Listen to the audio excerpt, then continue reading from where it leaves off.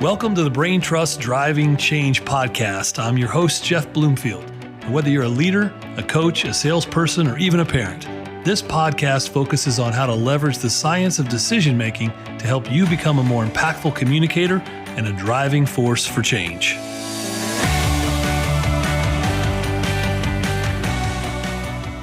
Well, welcome back to the Driving Change podcast. I'm your host, Jeff Bloomfield.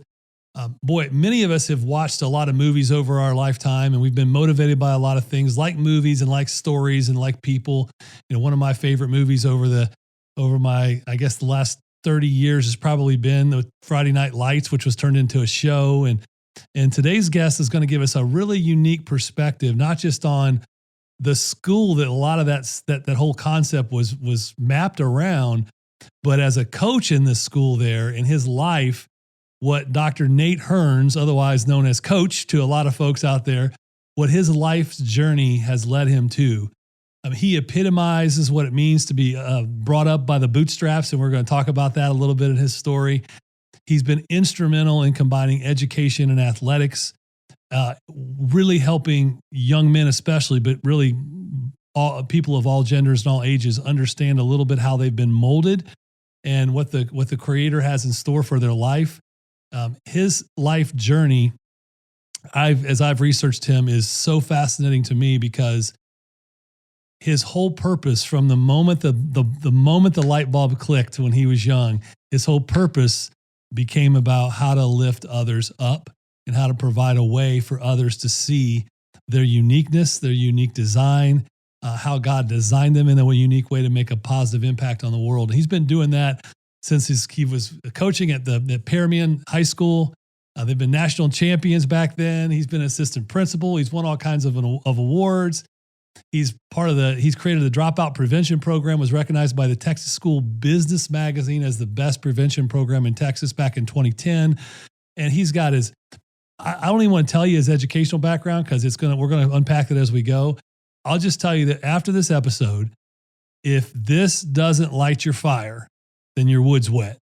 Because Dr. Nate, Coach, is one of those guys that when you listen to his story, when you listen to his message, it's going to make you run through some walls. So Coach, welcome to the Driving Change podcast. Jeff, you're a great man. Thank you so much for having me. I'm honored to be, truly. Oh, it's a pleasure to have you on. And I love serendipitous introductions, and that's kind of what this was with you and I to get to meet like this. And the audience knows they're expecting the first question, so that are consistent listeners. We really want to get to understand that early Nate and what really turns you into who you are today.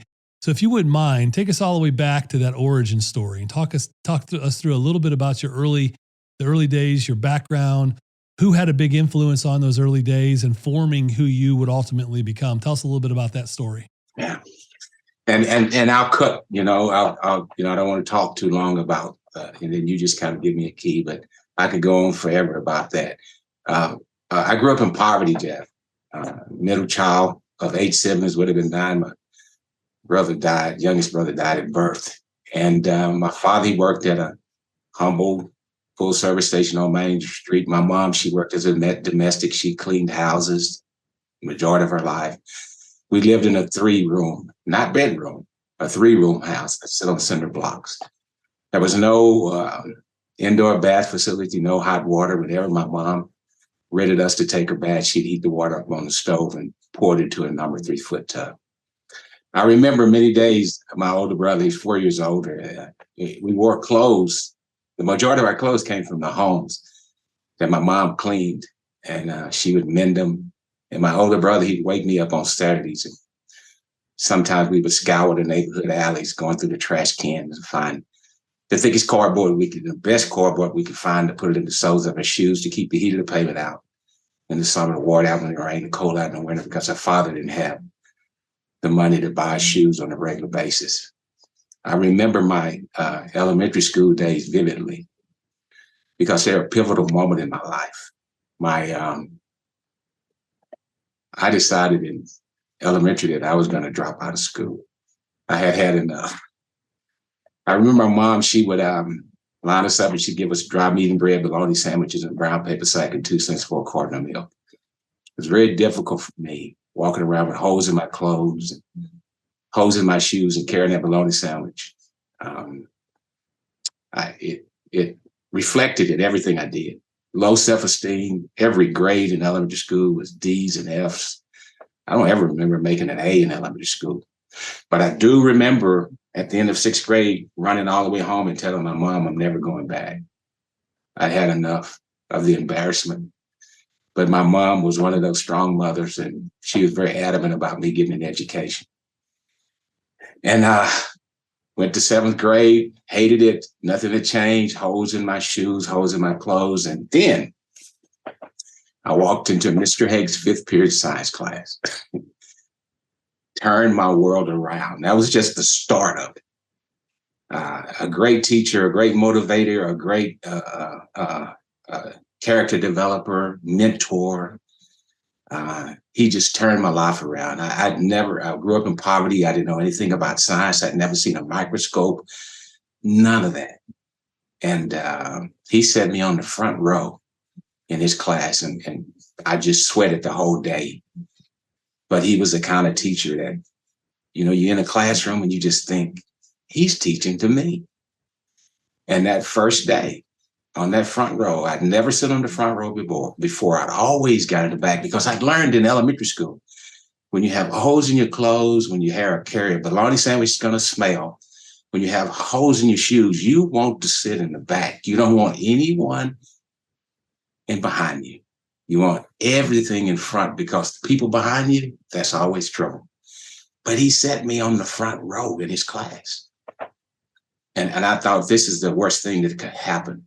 But it wasn't. It was the best thing that happened in my life, because he cared. He was a relationship builder. He gave me, I made an A in his class, and he made me his lab assistant. And he put a white lab coat on me with my name on the pocket, and it transformed my life. And that didn't end there. I go out to 7th grade football. I'm standing in line with all of the other 7th graders waiting for the coaches to come out to introduce themselves. And I walk this giant of a man. He's 6'4". I'm the smallest thing out there. I'm at the end of the line. Coach Mark Wallace, and he goes down the line shaking hands. He gets to me and he says, "Hearne, you Hearne?" "Yes, sir." He said, "Hearne, I heard a lot of wonderful things about you." And I go, "Me?" He said, "Hearne, I heard you're a good athlete, and you're going to be on my team. We're going to have a lot of fun winning football games." And he smiled at me. That happened on the very first day of 7th grade. Turned my world upside. I went home walking on a cloud, because 2 teachers in one day had affirmed me, and that had never happened before. I couldn't wait to get back to school. Went back to school Tuesday early, and Coach Wallace was a man of his word. He put me on his team. During the 2 weeks he's getting us ready for that first game, I become his starting running back on offense, his starting cornerback on defense. He never takes me off the field. And on top of this, he has these life-impacting transformational things he's doing and saying. I've never been coached like that before. And the question is, when someone do you like that, when someone treats you like that, what do you not want to do? You don't want to let them down. Right. He had my heart. I would have ran through 15 brick walls for him. I remember after I would leave Mr. Haig's class, I would go into warp speed, trying to get to the field house to beat everyone there. The reason why I'm trying to do that is because I don't want them to see the holes. I just didn't have holes in my shoes and in my pants and t-shirt and shirt. I had holes in my socks, underwear, t-shirts. I had holes in everything. And I didn't want my teammates to see that. So I rushed over there to beat them, especially my locker mates. I didn't, 2 guys that dressed beside me, I didn't want them to see that. So one day I'm over there and I think I've made it. I've got my uniform on, I'm tying up my cleats. And I look up and I see Coach Wallace walking toward me. Comes over, I was 6'4" of him. He stands beside me, puts his hand on my shoulder, and he says, "Hearne," he says, "son, those holes in your clothes, those holes in your shoes, it's not an indication of the man you're going to become." Wow. He said, "Hearne, you're special." He said, "There's nothing you can't do." Me, coach? Yes, Hearne. You can be anything you want to be. Just months earlier, Jeff, I'm going to drop out of school. And if you know anything about public education, you don't drop out when you turn 18. You drop out in the third, the fourth, the fifth grade. You drop out mentally, emotionally, physically. That's when you drop out. And that's where I was. But now, because of the life impact and transformational things he's doing in coaching me, I've got a dream at 13 years old. I've got a dream that I turned into a goal that became my mission in life. I'm going to be a science teacher and a coach at age 13. And if my mom was standing here, my brothers and sisters, they would tell you, he said that at 13 and nothing stopped him. No naysayers in my neighborhood, none of the students that who do you think you are? There's no one in your world that looks as a coach and a science. Who have you seen do that? I didn't care. I wanted to be like Mr. Hake and Coach Wallace. That's who I wanted to be like. And nothing would stop me from achieving that goal. And I get to high school, I make the honor roll, straight A's. Wow. I go into my counselor calls me in, and you know how they do it in your senior, they call you in and they ask you, what do you want to do? Where you want to go? And I tell her, I'm going to be a science teacher and a coach. And she says this to me, you can't do that. You can't go. Your parents can't afford college. You need to get a minimum wage job like your father. He'll be happy. And I thought, no, I'm going to be a science teacher and a coach. I got a scholarship, an athletic academic scholarship to college. Graduated in 4 years, and I went back to that area that I grew up in, and I taught science, and I coached football and basketball and other sports for 35 years in the public school system, simply because two men believed in me. They believed in me when I didn't believe in myself. And that's what transformed my life. They just didn't change me. They saved me. They saved my life. Wow, that's an amazing story. I want to kind of unpack a little bit of it. There's so much there, right? And I think sometimes people hear folks like you come on and tell their story, or hear somebody on TV or watch them on a keynote speaker on stage somewhere, and they think, well, they're an outlier. But you don't have to be an outlier, right? And I think what I love about your story is, and we teach this at Brain Trust, and we help people uncover their personal connection story about where they come from and what value they have. You had these three influences, strong influences in your early development of your mother kind of consistently whipping your tail to get out there to the bus, to get to the school, and making sure that you understood right from wrong, but you're going to keep going. Even when you had, 7 siblings. And so she had that influence of hard work and do the right thing and keep going. And then we talk a lot about the science behind how beliefs drive behaviors. Yes, sir. The sixth grade and under, Nate, had a belief that was wrong, right? The belief was you didn't amount to anything. You weren't worthy. You weren't going to, you couldn't do something. And you looked at your surroundings, and you looked at your environment, you looked at the circumstances you were in, and you'd already made up your mind that you were going to believe that this wasn't going to be good for you. That's right. And then along comes a teacher and then a coach, and they started rewiring. Literally, the neurons in your brain started getting rewired to believe something completely different. And I think about that all the time when I think about the influence we have on people all day long, every day, whether it be kids, grandkids, whether it be colleagues, clients, it doesn't matter.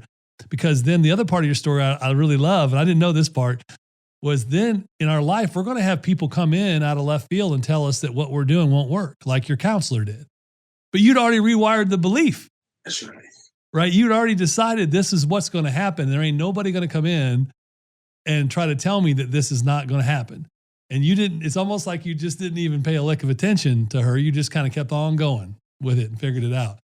What an amazing story. And then you tried to essentially become a combination of of Coach Wallace, and what was your teacher's name again? Haake. Hake is how he pronounced it. Clyde Hake. So you essentially decided you're going to become a combination of Clyde Hake and Coach Wallace. Is that right? That's right.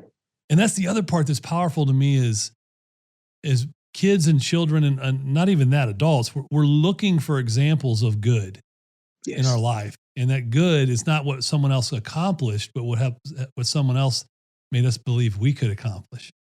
And then you spent the rest of your life now doing that. So, all right, so let's pick the story back up. So you go to college. Yes, sir. And you went on, you taught for 35 years, you coached for 35 years. Give us a little bit of that story along the journey there. What are some examples of things that you really felt like you knew you were in the lane you were supposed to be in? Well, it kind of paradoxical. I played ball in college, and then I finished. I thought that, like we all think, I'd go to high school. I'd coach in high school for 4 years. I'd go to a college. I'd coach in a college, and I'd end up coaching in the pros somewhere. That's what I had in my mind, Jeff. And so I get back to West Texas, and the oil boom is on.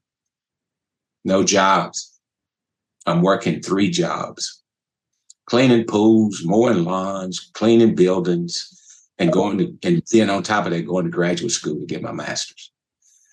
And I do that for about 4 or 5 months, and I finally get a call from the school system, and the human resource director asked me, "Is this Nate Hearne?" "Yes, sir." Said, "I heard you're looking for a job." "Yes, sir. We have an opening." "Great. Elementary PE teacher." And I'm thinking, no. And they go, "You want a job, right? You need a job, right?" And I'm thinking about working all those jobs, and and so I took it. Jeff, kindergartners, nose running.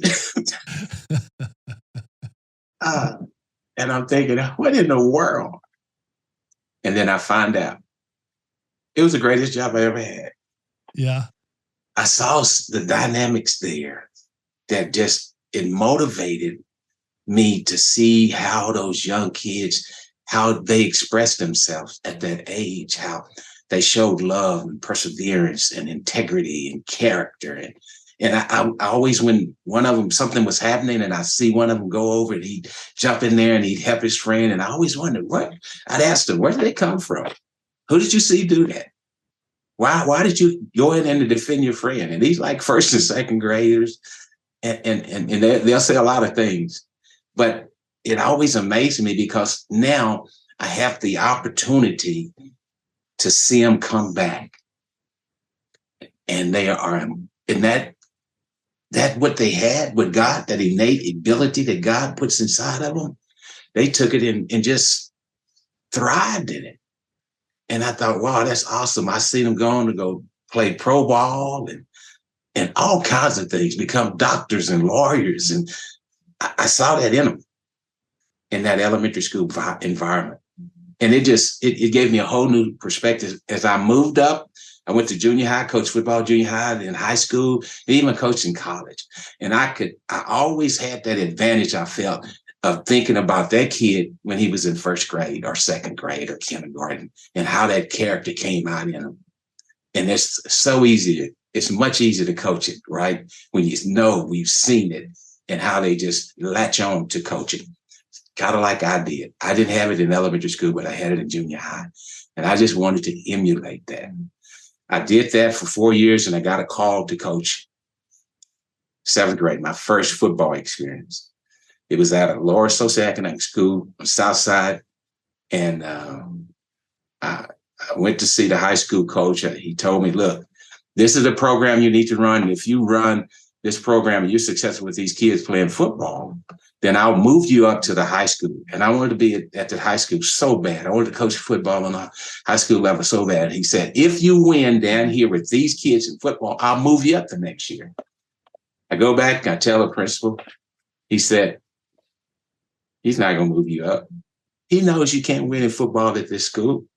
These kids don't come out for football. Now, they'll come out for basketball, but they're not going to come out for football. You might get a handful of them for football. And he said, he's setting you up. He said, but I want you to do the same thing that you did for those kids over at elementary school. Those kids love you. He said, I had to call the principal and he wasn't going to let you go. He said, I had to threaten him that he could not hold you back from advancing yourself. And he said, I want you to do that same thing for those kids. Build a program that they want to come to. He said, that's my challenge to you. Okay. First day of 7th grade football, 32 players come out. We have a gold and a green team. Now, mathematician, you add that up. How many do we both have? 16 boys, right? And I go at it. I'm going at it. I want them to be the best. And I tell them, hey, guys, if you just hang with me, we can win it. And so I'm young and I'm aggressive and we're working hard. And after the first day of workout, 3 quit. I've got 13 boys left. And when you have 13, you don't have 13 players, right? Right. I had 3 who had never played football, didn't even know how to put their uniforms on.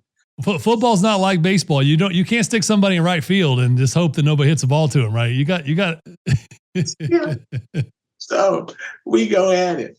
And long story short, we win it. We win the division. 13 boys. And I'm working them and their heads down and they're thinking, this guy, that's what the 3 that quit said. He's crazy. He's crazy. But those other 13 stayed with me. And we just kept going. And I knew it was tough for them. I'd see them in the hallways, their heads down, their shoulders down. It's so hard. But that first game, the team comes over. They have 28 players. I have really 11. Those other 3, they've never played. So I'm going to have to really see how I'm going to put them in the game. And my smallest player, he's pulling my jersey, my shirt. And I look down at him and he goes, Coach, are we going to have to play all of them? I said, yeah, Curly. And I said, guess what? We're going to beat them. And we did. We beat them 24-0. The next team, we beat 28-0. We just went. They were amazing. They were amazing. And we win it. And each week in that hallway, that head would come up, their shoulders, they'd stick their chest out. They became so hot that if you touch one of them, you get 3rd-degree burns. They ruled that school. 5 of them from that team that won it went on to Permian High School to play at Permian. 3 were first-team All-Staters and got Division I scholarship that played on that team. The other 2 were all-district players and got Division II scholarship. That's how good they were. And my philosophy, and the principal called me and he says, how did you do that? We lived in a war zone, lots of drugs and fights and debts. And I said, Mr. Rutledge, that was the guy that hired me, the principal. I said, do you know I only have one boy that has both parents? And every single one of them that I had have either lost a sibling or a friend or a cousin to death and drugs in that neighborhood. And I said, I wasn't trying to win football games. I was trying to get them to believe that there's life bigger than being in that war zone. And I said, Mr. Rutledge, when you give them something to believe in, a system to believe in, and when you push them beyond what they're capable of, what they think they're capable of achieving, and then you build relationships with them, positive relationships with them, success always follows. I've used that formula all my life, Jim. And those kids were my first experiment. And they still call me today. I can show you. They call me today and talk about, Coach, it was you who did it. Isn't that awesome? Wow. Now, how much in that first role there with that group, how much could you almost hear Coach Wallace coming out of your mouth when you Oh, my.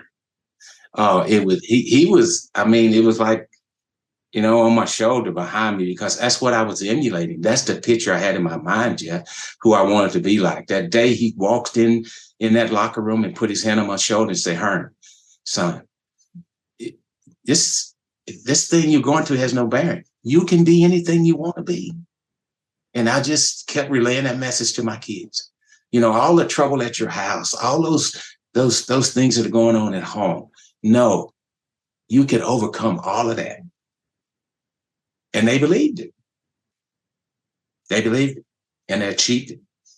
So one of the things that we talk a lot about is that when you look at someone's life and you think about what are their beliefs? What do they ultimately come to believe? It's usually formed by some combination of their childhood and who had the strongest influence on them. It could be parent, grandparent, coach, teachers, their environment, their life experiences, and then their society. Yes, sir. And as you've seen a lot of folks, you've seen these guys grow. A lot of these kids have grown up now. They got kids and grandkids of their own. Half of them probably. Of that, what in today's world of technology and advanced information, you can have access to anything informationally you want. Even in underprivileged areas, they all walk around with iPhones now, right? That's right. What's been the impact of that on what you've seen, either in a negative way, driving people the wrong direction, or is there a positive to some of the advances in our ability to communicate? Where they have, because one of the things that struck me as you're saying is you wanted people to have a view that there's something bigger than the war zone they were living and growing up in. Now it almost feels like these kids have a view of way more than we ever could have imagined when we were kids of what's out there, but it isn't always good. No. So what's that balance look like in helping them really see who they are and who they can be, not necessarily where they're coming from or what the world will tell them they should be based on what they're seeing on their social media or whatever? I think, and with all of this technology, and they're so much smarter and they have so much information coming in. But the one thing that I noticed, and I still deal with a lot of kids more than anything else, they still believe that what you say, and I know this sounds tough, if they see what you say matches what you do, they buy into it.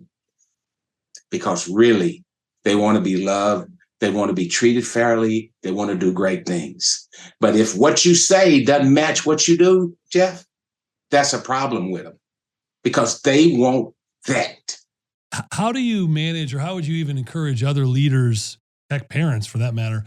Sometimes we get so reactive because we're looking at an individual. Maybe they're 12 years old, maybe they're 32 years old. And we're looking at how they show up every day. And we can see the behavior does not align with what we hope that they would do. And so our reaction sometimes can come across like we're trying to be corrective, and they feel almost condemned. It almost reinforces a resistance to change versus what you're saying, which is even in the moment where you feel as a leader, like that's the opposite of what you want to see. You can't condemn it. You've got to coach into it what's possible. How do you do that? You know what I mean? Like when you have a group of people or even a student or a child where they're just off the chain in the wrong direction. And it's you need to point out, a lot of people want to point out what they're doing wrong. And there's a time and a place for that. How do you balance the speak truth into what they can become like you had versus continually going and saying, stop doing that, stop doing that, you're doing that wrong? How do you find that balance as a coach from a accountability standpoint versus a speaking truth to the possibility of the future for that individual? I don't condemn them. I think the bottom line is still about love. And what I've always done in my career is that, even though I don't like your behavior, even though I don't know what's coming out in you, I know that there's a reason for that. Yeah, there's a reason. And so that program that I put together, the whole thing was, I would go to the homes. And when I knocked on those doors sometimes at 6 or 7 o'clock to tell them, hey, I'm really concerned about your child. And those, they could be off the chain. I mean, just doing all kinds of things, skipping school, doing drugs, all kinds of things. And why are you showing up here?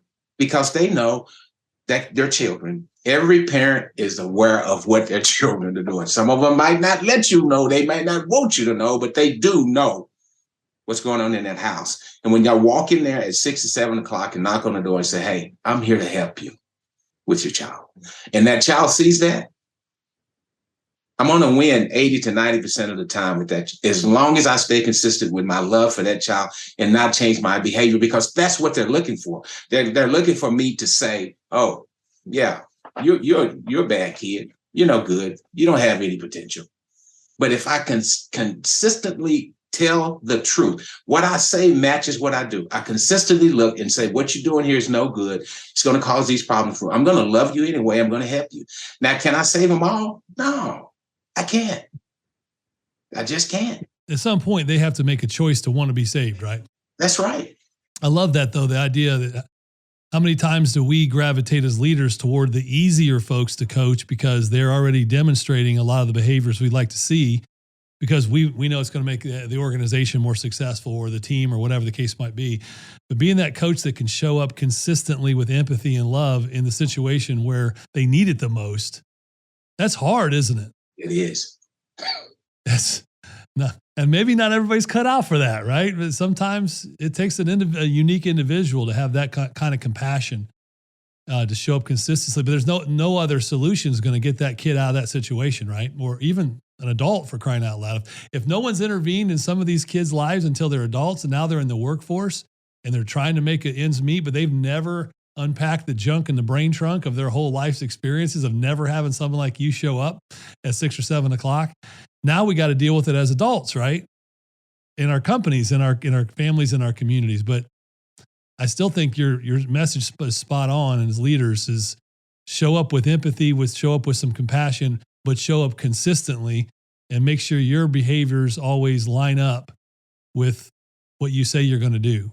Yes, sir. So tell us a little bit more give me just a little bit of the story on the Friday Night Lights thing. What was that all about? How'd that all come to be? It's an amazing story. Just amazing. I went into, I coached that junior high team and had some great success with them.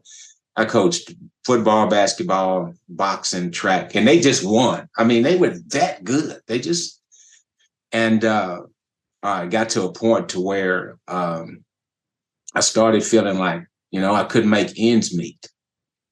I was taking home $600 a month. And so I had a brother who was working in the oil fields. And I kept, I talked to him and he goes, how you doing? I'm okay. He goes, I can tell you're struggling a little bit. He said, I can help you. He said, I can get you a job where you can make 3-4 times that money. He said, just come out here. It's an easy job. This is the boom. And so I did. He was a supervisor and he got me the job. And immediately, Jeff, I knew I had made a huge mistake. I missed those kids. I missed coaching and I couldn't get out. And one day I'm sitting at home and those young men that I coached at division championship, the 7th graders, they were playing for Permian High School in the state championship. And I'm sitting at home watching them on the game, play the game. And then I thought, man, what would it have been like for me to coach them at Permian? And I just thought that. The next year, the head coach who had been there for 13 years, he resigned. And a new coach came in, Gary Gaines. He's deceased. He died 3 months ago. He's Texas Hall of Fame now. He's a coach. And as a coach. And I'm sitting at home in the summer and my telephone rang. And I pick it up and the voice on the other end says, is this Coach Hearne? And I go, yes, this is Coach. And he said, my name is Gary Gaines, and I'm the head coach at Permian High School, and I'm looking for a coach. He said, I've heard so much about you. He said, are you interested in coaching? I looked at that and I said, is this a joke? And he said, no. He said, Coach, I'm serious. He said, do you have a moment? Can you come for an interview now? And I go, yes, sir. So I put that phone down, I put my clothes on, I go, it's the first time, Jeff, I had ever been at Permian High School in that locker room, in that office. And I'd lived majority of my life in Odessa, but I'd never been to Permian. I'd never been in that office. And so I go in, and this is what he said. I'll never forget it. He said, Coach, this is really not an interview. He said, I've called around, and every single time I asked about a Black coach, your name comes up. And he said, I just want to let you know that this job is yours if you want it. I went, wow. And then he asked me this question. He said, do you mind if I asked you to be a role model for the kids who are coming over? Hector did not integrate until 1980. And so when he brought me in, it was then during that time, and he asked me that question because the Black athletes were coming from the minority Black school, and they were coming over, and they were splitting from Odessa High and Permian. It was 3 high schools, and then they closed that school down, and they had a choice to go to Permian Odessa High. And so he asked me that question, and I said, Coach, I don't mind at all. I said, but I need to say this since you said that to me. I don't mind. I said, but I need to say this. If I'm a role model, I'm going to be a role model for every athlete that walks through that door. Every student that walks in my biology class, I'm going to be a role model for. And he said, Coach, I appreciate your answer. And that from there is history. So you got a teaching job there as well, and you coached and never applied. He just called me, and then I find out, Jeff, that there were over 250 applicants for that job. Well, naturally, right? It's kind of like the powerhouse program of the time. And then what did you learn? What did you learn in that experience that not only reinforced everything that you were about from Coach Wallace forward, but also that when it comes to athletics, when it comes to the human condition, that race is not nearly as relevant as what sometimes the culture wants to make it to be, that we all kind of bleed the same. We all look for the same. We all have the same desire for hope and belonging and affirmation. What were some of the learnings you found during that? Because at this point you hadn't really coached in an environment that was mixed race, right? It was mostly African-American. Mm-hmm. What was that like? Well, what my training, because this happened when I was in the small community that I grew up in. They integrated in 1958. So I was used to going to school with whites. Okay. Even though but all through elementary school, junior high school, they had integrated. So that had given me that experience. And Mr. Hake and Coach Wallace, they were excellent at teaching me how to interact and what to do. And that's why they became my role models, because they everything they said matched what they did. Yep. It didn't vary off left or right. It was just straight center. And when I coached my kids, all they wanted to do was be loved and coached and listened to. White, Black, brown. Doesn't matter. And I can show you my phone. These guys are 50s and in their 50s, and they're doctors, lawyers, they're all kinds. And they'll call me and they'll say, Coach, you said this, you did this, you showed me this. And sometimes I get older, Jeff. And when they said these things that I did, I start crying because I'm thinking, I had that impact in your life. Whites, browns. It's just that empathy, that coaching with that compassion for the human being, always being there. That's what I saw in Mr. Hake and Coach Wallace, always being there, having that compassion, that humility to stand there, that empathy to be with them, to check on them, to take care of them. And it leads to what Tom Ziegler says, a legacy that will ripple through eternity. I love it. Now, how much of the Friday Night Lights movie initially, how much of it was more glamorized for Hollywood versus, no, it was pretty doggone accurate with what was going on and how the story unfolded? Was there a piece of that you said, yeah, it was pretty accurate versus, no, there's a lot of Hollywood storytelling going on? A lot of Hollywood. Always is, right? Yeah. They really didn't. I don't know why they did it. We didn't play them. We didn't play for a state championship. We played in the semifinals is when we lost to Dallas Carter. The game wasn't 32-31. It was 14-9. It wasn't in Houston Astrodome. We played them in the University of Texas Memorial Stadium. It was cold, drizzling, and raining. Boobie Miles didn't get hurt in the game. His senior year, he never did play. He got hurt in preseason, and he never played because we had another kid that we stuck in his spot who rushed for 2,355 yards. So that Boobie never showed up. He was never a captain, none of those things. And they show a lot of the cowboy kind of thing with the kids and how they dressed and act. No, it wasn't like that. I mean, when I stepped outside, it wasn't filled with pickups. It was filled with BMWs. Okay. It was money in Odessa, Right. Texas, right? Wow.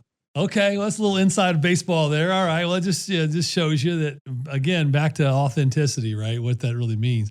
So you're at a point in your life now as we start to kind of transition into what you're doing today and what the impact is you're having. What are you involved in today, and how are you continuing to leave this legacy? I know you're a big legacy guy and you love that concept. What are you doing today, and then how can others learn from you still today? Are you speaking out there a lot? Are you doing what's the main thing that where people can learn more about your life story and how to use your story to help them become better leaders? I've written a couple of books, Friday Night Lights, Untold Stories Behind the Lights, and Road Trip. I co-authored with Tom Ziegler. Friday Night Lights, my book, is about the inside story, the story that Buzz Bissinger didn't tell. It's about the relationships with the kids. And the other thing that I do is, since I've retired, my wife and I, we travel. I've gotten requests to do a lot of speaking. We travel all across this nation from East Coast to West Coast. And I do keynote speaking, just like you said, on legacy, but we also do team coaching, group coaching, and team and group mentoring. God has blessed us to have a full calendar. And it is really, really amazing that people still respond to that message of love. Bottom line is kindness, empathy, compassion, vulnerability, all equate to being love.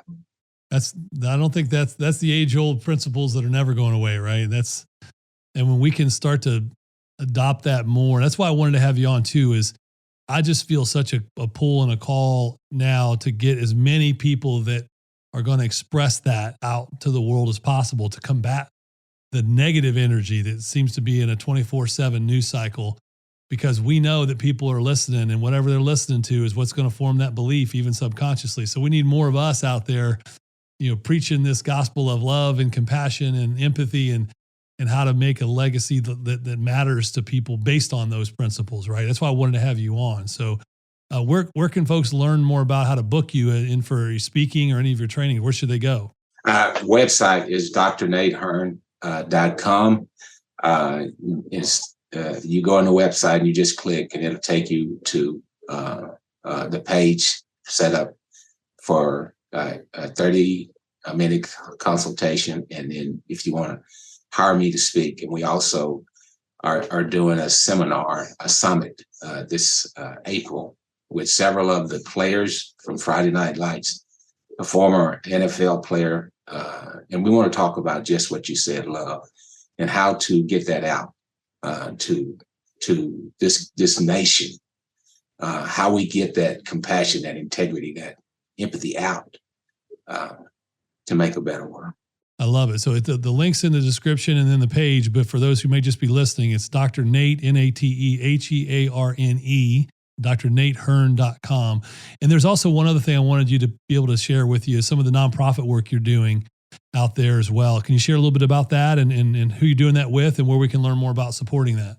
God blessed me with an opportunity that several NFL players came to me who wanted to do a fundraiser for schools around in the Dallas-Fort Worth area. And they asked me because they kind of knew that the relationship with kids. And several of them played on the Super Bowl teams in the 90s with with Jimmy Johnson, and one who was in the 80s with Coach Landry. He was there too, and his name is Eugene Lockhart. And we did that. I did that with them, and then they just kind of left. But Eugene Lockhart stayed with me. His name was the hitting machine. He still has a record for the Cowboys in a season for tackles from the middle linebacker position, 224. Wow. That record will never be broken. Wow. He kept coming back. And so I have a nonprofit where we take care of families, needy families. We feed them during Thanksgiving, Christmas, shoes, backpacks, clothes, coats. We've been doing that for 15, 16 years now. My nonprofit is called Euliss, EULESS, Loaves and Fishes Foundation. We've been running that foundation for the last 19 years. And it's on the website, drnathehearne.com. If you want to sign up or donate or whatever you feel like you want to do, that's what we do. And we take great pride in helping those families. And that primarily serves the greater Dallas-Fort Worth area. Is that right? Yes, sir. Okay. Love it. Yeah. So Euliss Fishes and Loaves, go look that up. You can look it up, find the link through Dr. Nate's website as well. Man, this has been, I feel like we just got started. This is like, the introduction to the book. We didn't even really get into the depth of the chapters, but I wanted our audience just to get a flavor for who you are, because you so perfectly align with what we believe and what the messages we're trying to get out in the world. So we'd love to have you back on again sometime, but I wanted everyone just to get an introduction to meet you and go learn more about you. So thank you very much for being on our show. Jeff, I'm honored. I'm truly honored. And Matt and Jenny, thank you all for giving me this opportunity. God bless you. Yeah, yes. It's our pleasure. So thank you again, and be blessed, and we'll talk to you soon. Yes, sir. Bye-bye.